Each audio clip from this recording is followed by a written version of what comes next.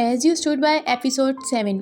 इस एपिसोड का स्टार्ट होता है एक हैवी सीन से। जिन यंग सीधा अटैक करती है जांग कांग पर और उसे सीधा नीचे गिरा देती है। इस फाइट के बाद वो फाइनली सारी चीजें कनेक्ट कर लेती है, सारा सच समझ आ जाता है।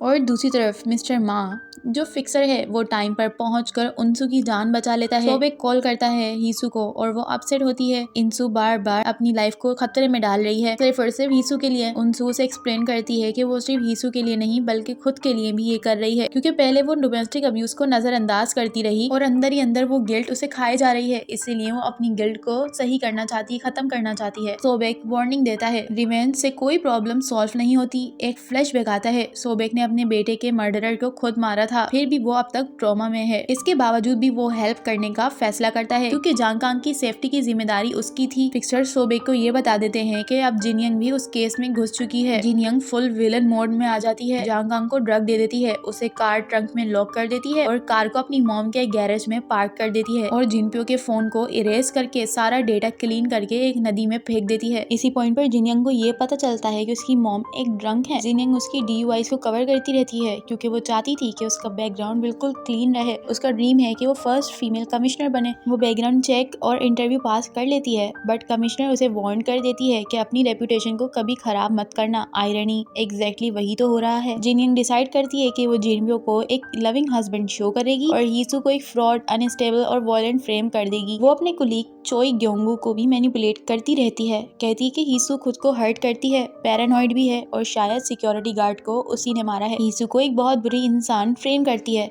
हीसू लंच से पहले गिरकर अपना सर हिट कर लेती है। जिउनसुक उसकी इंजरी देखती है और सोचती है कि जिनपियो वापस आ गया है। हीसू ये सुनकर बिट्राइड फील करती है क्योंकि जिनसुक भी एक डोमेस्टिक अब्यूज की सर्वाइवर थी। फिर भी वो जानती थी कि उसका बेटा एक अब्यूजर है और उसने उसे कभी भी नहीं रोका और ऊपर से ही वो ये शो कराती थी कि उसे कुछ पता ही नहीं है। दूसरी तरफ फिक्सर जांग कांग की लोकेशन को ट्रेस कर लेता है। उनसू इम्पल्सिव में जिन यंग की कार तोड़कर जांग कांग को खुद ही उठा लेती है। सोबेक ट्रिगर हो जाता है, प्लान नहीं था, तुम खुद को डेंजर में डाल रही हो। फिर जिन यंग का कॉल आता है जिसे देखकर उनसू शॉक हो जाती है। फाइनली वो सोबेक की प्लानिंग फॉलो करने के लिए अग्री कर लेती है। अब बारी आती है सोबेक के प्लान की। उसका प्लान सिंपली ये था कि जांग कांग और जिनपियो का कॉर्प दोनों को ही चाइना भेज दिया जाए ताकि साउथ कोरियन पुलिस कुछ कर ही ना सके। बट प्रॉब्लम ये थी कि सोबेक गार्ड मिस्टर वी को छोड़ देता है और फिर एक्सपेक्टेड ट्विस्ट जांग कांग मैनिपुलेट करता है और भाग जाता है। वो सीधा जिन यंग के पास जाता है और 2 बिलियन वॉन के बदले जिनपियो की डेड बॉडी दिखाने की ऑफर करता है। जिन यंग एग्री कर लेती है। जांग ग्रेव को खोदता है और वहाँ सिर्फ एक डियर मिलता है और डियर को देखकर जिन यंग उसे नॉकआउट कर देती है। कैमरा नीचे जूम करता है और हमें पता चलता है कि सूटकेस डियर के नीचे छुपा हुआ था। सीन शिफ्ट हो जाता है ऑफिसर चुई पर। उनको जिन यंग की स्टोरी कुछ स्केची सी लग रही थी।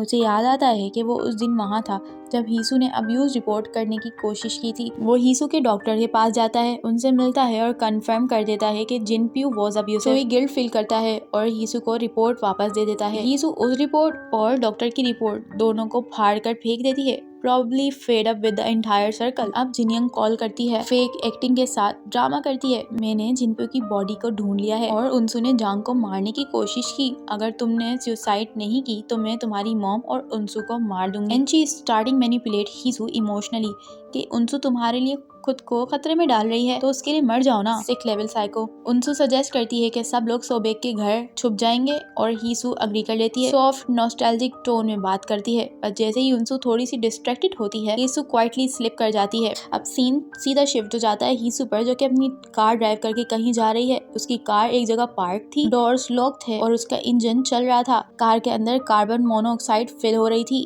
जिन यंग बाहर खड़ी कोल्डली वॉचिंग कर रही थी और साथ वो एक फेक सुसाइड नोट भी लेकर आई थी जो कि उसने कार में ही छोड़ दिया था। सीन शिफ्ट होता है ऑफिसर चोई पर। वो जिन यंग को कॉल पे कॉल करता है। आखिरकार जब जिन यंग कॉल उठाती है तो वो उसे कन्फ्रंट कर देता है। टर्न आउट सीसीटीवी फुटेज जो जिन यंग ने डिलीट की थी ग्योंगू ने रिकवर कर ली थी। वो इतना आगे चला जाता है कि जियोनसुक को भी क्वेश्चन करता है और जिन यंग पैनिक में अपने घर जाने लगती है। वो अपने एक्स चीफ के पास जाकर उसे ब्राइब करती है ताकि ग्योंगू को केस से हटा दिया जाए। इस डीले की वजह से सोबेक और उनसू को इनफ टाइम मिल जाता है कि वो हीसू को ढूंढ सकें। नर्सिंग होम के बाहर वो उसे बचाते हैं। हीसू रिकवर हो जाती है, गिल्ट फील करती है, मगर उनसू उसे फुल सपोर्ट देती है जैसे कि वो हमेशा करती है। उनसू जानबूझकर जिनयंग को प्रोवोक करती है। जिनयंग गुस्से में उसे फॉल्स चार्जेस पे अरेस्ट कर लेती है, बट ट्विस्ट, उनसू के वीआईपी क्लाइंट में से एक असेंबली वुमेन होती है। वो एक्सपोज कर देती है कि जिनप्यो एम्बेजलमेंट में इन्वॉल्व था। कमिश्नर फॉर एन एक्सप्लेनेशन मांगती है जिनयंग से। ऊपर से दूसरा शौक ये कि जुनसुक एक्सीडेंटली जांग कांग को देख लेती है जिनयंग के अपार्टमेंट में। वो स्टोरेज रूम में कफ पड़ा हुआ था। जुनसू उससे सवाल पूछने लगती है, आंसर डिमांड कर रही थी। पहले तो जांग बिल्कुल नाटक करता है जिनप्यो बनने का, मगर उसकी बातें फेमिलियर नहीं थी जिनप्यो से, इसीलिए जुनसुक को यकीन नहीं आता। फिर वो हंस देता है और कहता है कि तुम्हारा पूरा फैमिली ही पागल है। जुनसुक स्नैप हो जाती है और गुस्से में उसके सर को ही बैश कर देती है। वो जिनयंग को फोन करती है। उस पर एक और परेशानी, दोनों मिलकर जांग की डेड बॉडी को कार में डालते हैं। मिस्टर मा, वही फिक्सर, जिनयंग को फॉलो कर रहा होता है और इस दफा उनसू भी उसे ज्वाइन कर लेती है। हाईवे पे दोनों जिनयंग की कार को क्रैश कर देते हैं। इम्पैक्ट इतना स्ट्रॉन्ग होता है कि जिनयंग की कार का ट्रंक खुल जाता है और उसके ट्रंक से डेड बॉडी बाहर आने लगती है। अब लोग उसकी कार के आसपास जमा होने लगे थे, वीडियो बनाना स्टार्ट कर चुके थे।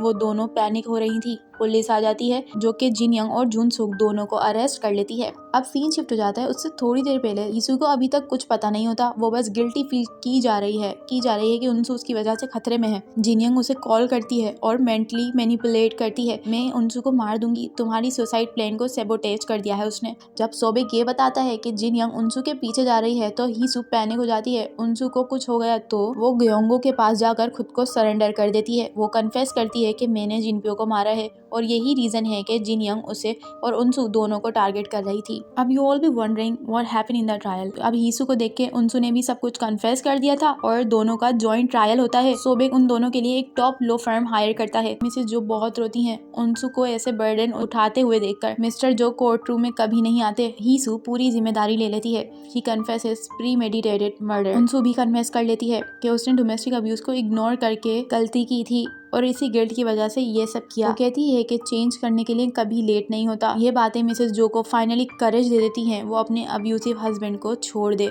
मिसेस जो जेल में उनसू से मिलती हैं, बहुत ज्यादा इमोशनल कन्वर्सेशन होती है। मिसेस जो बताती हैं कि उसने उनसू को टेम्पररी फोस्टर केयर में इसलिए डाला था ताकि वो मिस्टर जो को छोड़कर सेफ लाइफ स्टार्ट कर सके, बट उनसू हैप्पी फैमिली चाह रही थी, सो मिस्टर जो ने कॉम्प्रोमाइज कर लिया। दोनों एक दूसरे से माफी मांगते हैं और ये एक पूरा होलसम क्लोजर था उन दोनों का। यीशु फील करती है कि वो फाइनली फ्री ब्रीदिंग कर सकती है। उनसू का सेंटेंस टाइम कंप्लीट हो जाता है और वो पहले रिलीज होती है। सोबेक और वो दोनों मिलकर यीशु को रिसीव करने आते हैं जब उसकी सेंटेंस टाइम खत्म होती है। फिर वो तीनों वियतनाम शिफ्ट हो जाते हैं। सोबेक अपनी मार्केट चलाता है। यीशु ने अपनी पुरानी हॉबी पेंटिंग स्टार्ट कर दी थी और दूसरी तरफ उनसू सर्फिंग सीख रही थी। इवनिंग में तीनों बाहर चिल टाइम एंजॉय करते हैं और अपनी जिंदगी की एक पीसफुल, काम और फ्रेश स्टार्ट करते हैं।